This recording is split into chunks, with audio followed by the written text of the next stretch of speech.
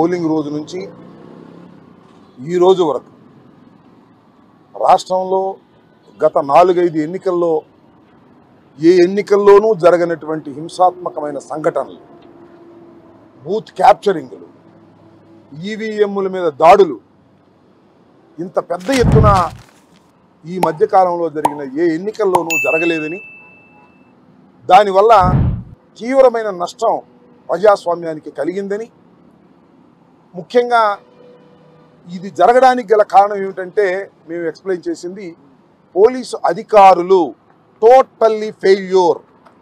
ఆంధ్ర రాష్ట్రంలో ఎన్నికల నిర్వహణలో పోలీసులు కంప్లీట్గా ఫెయిల్ అయ్యారు.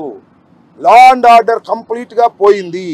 ఇష్టానుసారంగా బూతుల దగ్గర వ్యవహరించే పరిస్థితి వచ్చింది.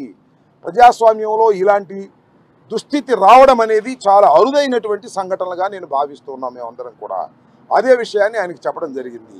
ఇక్కడ ఇంకొకటి వ్యాలిడ్ పాయింట్ ఏంటంటే, పోలీసు ఫెయిల్యూర్ అయ్యిందా లేక పోలీస్ వ్యవస్థలో కొంతమంది తెలుగుదేశంతో కొల్లుడయ్యారా అనేది మాకు అర్థం కానటువంటి అంశం. దాని మీద విచారణ జరపవలసిందిగా కూడా కోరాం. ఎక్కడైతే మాకు బాగా బలంగా ఓట్లు పడతాయి అనుకుంటారో అక్కడ పోలీస్ బందోబస్తు ఎక్కువ పెట్టారు. ఎక్కడైతే మాకు బలంగా ఓట్లు పడవు, తెలుగుదేశానికి అనుకూలంగా ఉంటాయి అనుకున్న చోట పోలీసులు పెట్టలేదు. అందువల్ల మా దగ్గరేమో వారు రౌడీజం చేయడానికి వీలు లేకోకుండా పోలీసులు పెట్టారు, సంతోషమే. కానీ ఆ బూతుల్లో రౌడీజం జరుగుతూ ఉంటే పోలీసులు మాత్రం ఒకళ్ళో ఇద్దరో ఉండి చూస్తూ ఊరుకున్నటువంటి సంఘటనలు మనం చూసాం, మేము ప్రత్యక్షంగా చూసాం. ముఖ్యంగా పల్నాడు జిల్లాలో కానీ మరొక జిల్లాలో కానీ ఎక్కడైనా సరే ఏదైనా ఒక హింస జరుగుతూ ఉంది, ఒక బూత్ను క్యాప్చర్ చేశారు, పోలీసు వారు వెళ్ళాలి అని మేము అనేక సార్లు ఫోన్ చేస్తే ఇదిగో వెళ్తున్నారు అదిగో వెళ్తున్నారని సినిమాలో లాగా అంతా అయిపోయిన తర్వాత, కొట్టుకున్న తర్వాత, ఈవీఎంలు పగిలిపోయిన తర్వాత అప్పుడు వెళ్ళినటువంటి సంఘటనలు కోకొల్లలుగా కనిపిస్తూ ఉన్నాయి. చిత్రం ఏంటంటే, మొన్న సడన్గా నేను ఎన్నికల రోజు నాకు ఫోన్ చేసి మిమ్మల్ని అరెస్ట్ చేయమన్నారండి, హౌస్ అరెస్టు, తిరగడానికి వీలు లేదు అన్నారు. నేను ఇంటికి వచ్చి కూర్చున్నా. నా ప్రత్యర్థి మాత్రం తిరుగుతూనే ఉన్నాడు. What is this? దీన్ని కూడా సమాధానం చెప్పాల్సినటువంటి బాధ్యత పోలీస్ వ్యవస్థ మీద ఉంది. అనేక హింసాత్మకమైన సంఘటనలు జరిగాయి, ఆ రోజు జరిగాయి, నిన్న జరిగాయి. మా పల్నాడులో ఫైర్ ఓపెన్ చేశారు నిన్న, పోలింగ్ అయిపోయిన తర్వాత జరిగినటువంటి రోజున. మళ్ళీ ఇవాళ అరెస్టులు చేస్తున్నారు. చాలా చిత్రంగా అనిపిస్తున్నారు. ఇవాళ కొంతమంది నాయకుల్ని అరెస్ట్ చేస్తున్నారు. ఎందుకంటే ప్రివెన్షన్ అంటే నేరాలు జరగకోకుండా ఆపటం కోసం. అది పెళ్ళంతా అయిపోయిన తర్వాత బాధ్యాలు మోయించినట్టుగా ఎన్నికల సమయం అయిపోయింది, వైలెన్స్ తగ్గాలనేటువంటి ప్రయత్నంలో ఉంది వాతావరణం. ఇవాళ అరెస్టులు చేసేటటువంటి ప్రయత్నం చేస్తున్నారు, ఇవాళ యాక్షన్ చేస్తున్నారు. మొన్నటిదాకానేమో కొల్యూషన్, ఇవాళ యాక్షన్. ఈ విధంగా చేస్తున్నారు. చాలా దురదృష్టకరమైనటువంటి పరిణామాలు ఇవాళ ఆంధ్ర రాష్ట్రంలో చోటు చేసుకోవడం చాలా బాధ కలిగించింది.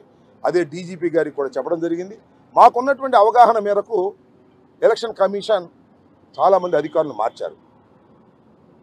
ఐపీఎస్ అధికారులు మార్చారు, ఐఏఎస్ అధికారులు మార్చారు, కలెక్టర్లు మార్చారు, ఎస్పీని మార్చారు, డీజీపీని మార్చారు, ఇంకా పోలీస్ అధికారులను చాలా మార్చారు.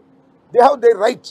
ప్రజాస్వామ్యంలో ఎన్నికలు సక్రమంగా జరగడం కోసం ఏదో వైఎస్ఆర్ కాంగ్రెస్ పార్టీ అధికారంలో ఉంది కాబట్టి ఆ అధికారులు ఉన్న అధికారులు మాకేదో సహాయం చేస్తారనేటువంటి అనుమానంతో తెలుగుదేశం పార్టీ వారు, బీజేపీ వారు లేదా జనసేన వారు ఇచ్చినటువంటి కంప్లైంట్స్ మీద మార్చారు. మారిస్తే ఏం జరగాలి?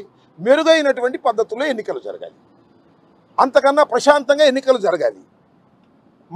మా ప్రభుత్వంలో ఉన్నప్పుడు అధికారులు ఉంటే మాకు అనుకూలంగా ఉంటారనేటువంటి ఉద్దేశంతో మీరు మార్చారు. శభాష్. ప్రజాస్వామ్యంలో ఎలక్షన్ అథారిటీకి ఎన్నికల నోటిఫికేషన్ వచ్చిన తర్వాత వాళ్ళు మార్చొచ్చు. మార్చినటువంటి సంఘటనలు కూడా చాలా ఉన్నాయి, మాకే విధమైన అభ్యంతరం కూడా లేదు. కానీ మార్చిన తర్వాత ఎక్కువ జరిగాయే, ఎప్పుడు లేని విధంగా.